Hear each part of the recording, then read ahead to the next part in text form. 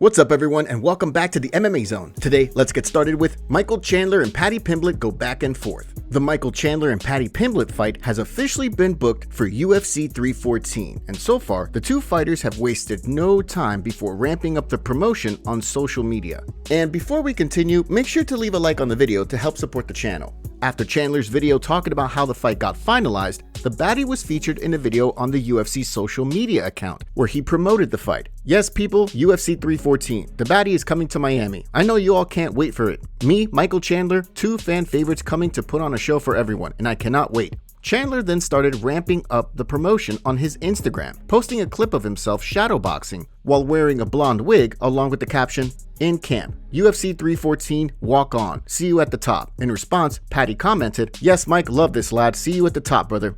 Chandler then added, "Walk-ons and scousers, see you in April." While the two had been doing some lighthearted promotion online, Chandler set the first shot across the bow during an interview with ESPN, saying that he's simply better than Pimblett and everyone else he's faced. "I believe he will know right away within the first exchange. He's not stepping into the octagon with Bobby Green, with Tony Ferguson. It's just a different level. It's a bad matchup stylistically for him. That first time he gets hit by one of the toughest punchers in the UFC lightweight division, which he has not faced yet, it's going to be a different feeling. It's going to be a different speed. It's going to be a different ferocity that he hasn't felt before." While Chandler acknowledged that Pimblett's got plenty of momentum behind him, he's confident that when the two share the octagon in Miami, he'll put an end to the hype train. Daniel Cormier gets single-legged by a dwarf. Recently, footage surfaced online of DC getting single-legged by a dwarf. The MMA community is having a field day with this one. Patricio Pitbull talks about signing with the UFC and goes off. After Dana White's big announcement that the UFC had signed Patricio Pitbull and booked him for a fight against Yair Rodriguez, he wasted little time before making his presence felt. In an interview with MMA Junkie after the news was announced, Pitbull went off on the rest of the featherweight division, revealing that a couple of fighters turned down offers to compete against him in his debut. They're a bunch of That's what they are. A fighter has to fight. That's why I'm here. When I was outside of the organization, many of you were talking.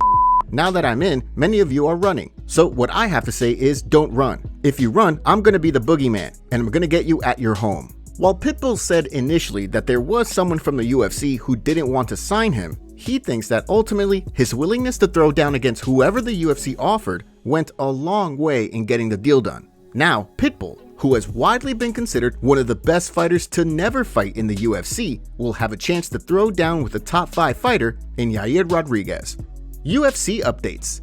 After Dana White's big late-night announcements on Wednesday, the UFC fight updates just keep on coming. First up, we have 2 new additions to the UFC 314 card this coming April, with Dan Ige set to throw down with Sean Woodson, and Jeff Neal set to fight Carlos Prates. In the Ige-Woodson fight, Dan Ige is going to be looking to snap a 2-fight skid that most recently saw him drop a decision to Lerone Murphy. On the flip side, Woodson is going to be looking to build on a 4-fight winning streak that most recently saw him beat Fernando Padilla. In the Neal-Prates fight, Jeff Neal is going to be looking to build on a win over RDA. While on the flip side, Prates will be looking to pick up his 5th win in a row while trying to punch his way into the top 10 at 170. We also have another addition to the UFC Kansas City card in late April, with Matt Schnell returning to the octagon for one more fight after retiring following his loss to Cody Durden in September. He'll be up against Jimmy Flick, who is coming off a loss to Nate Maness back in June.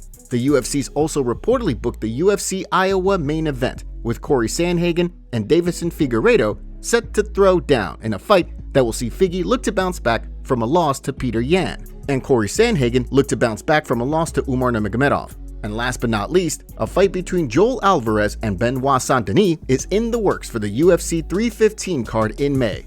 If the fight gets finalized, BSD will be looking to snap a 2-fight skid, while Alvarez will look to build on a 3-fight winning streak that most recently saw him finish Dragard Closa in the first round. Conor McGregor roasts Belal Muhammad for footage. Over his last few fights, Belal Muhammad has shown that he's becoming more comfortable on the feet. Right before Dana White's big announcement on Wednesday that he would be defending his title against Jack Della Maddalena in May, Muhammad posted some training footage on his Instagram story that drew the attention of Conor McGregor. In response to the footage, Conor McGregor was quick to weigh in with a tweet that has since been deleted. In it, he roasted the champ, writing, "The UFC welterweight champion, ha ha ha, holy good lord, hashtag woeful, hashtag abysmal, In the past, these two have gone at it on more than one occasion, with McGregor joking about Muhammad pulling out of UFC 310 and Muhammad calling McGregor pathetic while threatening to, quote, kick his. While the date for Muhammad's return has now been set, there's no telling when or if McGregor will ever return to the octagon. But I think they just underestimate my hands and my striking, and I just went against the best striker in the UFC, and Leon Edwards, so-called. I train with the best striker in the UFC, and Ignacio Bahamondes. I train with Yair Rodriguez. Both these guys, if you've seen them spar, you guys seen them, they're a different level. So when I have a guy that's basic and Jack, who's just boxing, right? He has really good hands, he has good power, but he breaks a lot of these guys down because he hasn't fought anybody like me. His biggest weakness is his experience. He's never been in a big fight like that. Like for me, I sat there and I had to fight Gilbert Burns for a number one contender spot. I had to fight undefeated Sean Brady. I had to fight Leon Edwards in Manchester. I've had the pressure of all of that on me. He hasn't had a pressure fight yet. He hasn't fought a pressure fighter yet. So for me, I think I'm going to go in there and I'm going to walk through him like I thought I was going to do to everybody else, and I've done everybody else. Bryce Mitchell next fight, an opponent sends a message. After making a series of highly controversial comments that landed him in the crosshairs of Dana White and earned him tons of criticism, Bryce Mitchell is now booked for a submission grappling match against undefeated Israeli fighter Ilia Topuria at Karate Combat 53 next week.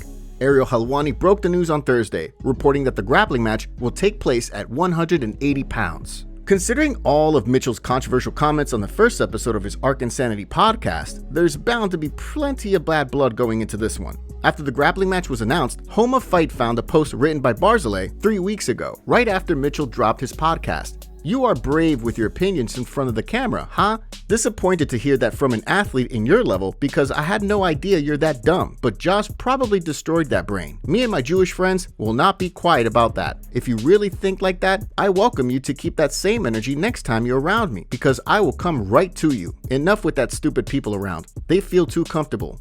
With the grappling match right around the corner, it'll be interesting to see how things play out considering the size difference between the two, with Mitchell being a 145er and Barzilay being a 155er. Israel Adesanya has no regrets calling out Alex Pereira. Back before Alex Pereira was in the UFC, Israel Adesanya once famously said that one day he would be a legend in the sport, and Poatan would be sitting in a bar somewhere telling people that once upon a time he beat the guy on TV in kickboxing. As Pereira now continues to cement his place in MMA history and stack up title defenses at 205, the infamous interview clip has routinely resurfaced on social media, with fans cracking jokes about how the clip came back to haunt Izzy.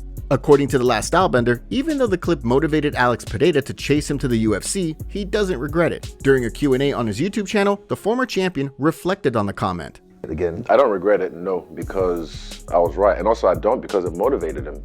It's, again, I love this story, eh? It's just the best. Like, he's actually at a bar drinking and it's like, Shama, boom, decides to become, MMA fighter. Or he was already an MMA fighter, but decides to like take it seriously and get to the UFC and fight me, chase me.